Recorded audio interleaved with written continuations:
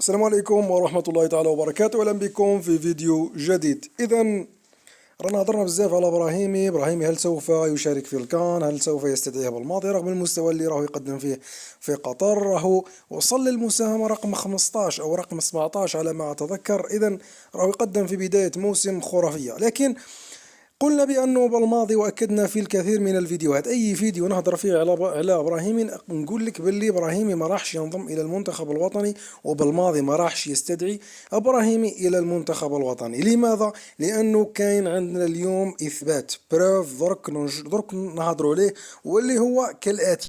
إذا عودة ياسين إبراهيمي للمنتخب الجزائري حسب مصدر الصفحة الرسمية لموقع فوت 22، فإن ياسين إبراهيمي أبلغ بالماضي قبل أشهر عبر أحد مساعديه أنه لن يلعب تحت إشرافه مستقبلا، وأن المدرب الوطني أقصاه نهائيا من حساباته ولم يوجه له الدعوة حتى في القائمة الموسعة رغم تألقه الكبير مؤخرا. وأضاف نفس المصدر أن بالماضي لا يريد توجيه الدعوة لياسين إبراهيمي الذي سيرفضها حتما، وسيتم معاقبته بالإقصاء مدى الحياة من المنتخب وعقوبات أخرى. إذا هضرنا سابقا قلنا بأنه بالماضي إبراهيمي قلنا بأنه هناك عدة أسباب، لكن ما خممناش أنه يمكن أن يكون إبراهيمي هو الذي طلب عدم الاستدعاء. يعني احنا وضعنا كل اللوم على بالماضي وجبنا مجموعة من الأسباب. أنا تحدثت وقلت بأنه الإبراهيمي لا يخدم خطط بالماضي، لا يمكن أنه يلعبه. بالماضي يعتمد على الهجمات السريعة، الهجمات المرتدة.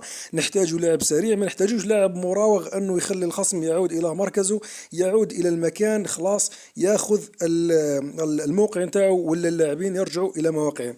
لكن اليوم فوت 22 راح يتفاجئنا بهذا الخبر الصادم انه ابراهيمي هو الذي طلب عدم الاستدعاء، ولو كان يستدعيه بالماضي ويرفض الدعوة خلاص سوف يتم معاقبته مدى الحياة بإقصائه من المنتخب الوطني وعقوبات أخرى لا ندري ما هي. إذا خلاص أظن بأنه الحكاية وصلت إلى النهاية. لو كان نوليو إلى الندوة الصحفية نتاع بالماضي، أظن بأنه قبل مباراة مصر قال لازم عليكم تروحوا تسقسيوا اللاعب إذا راهو يحب المنتخب فعلا ومستعد أنه يلعب له.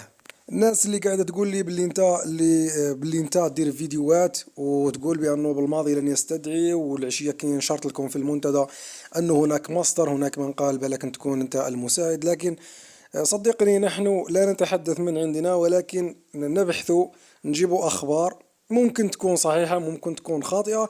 هذه هي المهنة. يعني باش تحل القناة تجيب الأخبار لازم عليك ساعات صحيح ساعات خاطئ. هذا ما كان لدينا في هذا الفيديو، إن شاء الله يكون عجبكم ووصلت الفكرة. نلتقي في فيديو آخر، وما كان لا تحط اللوم على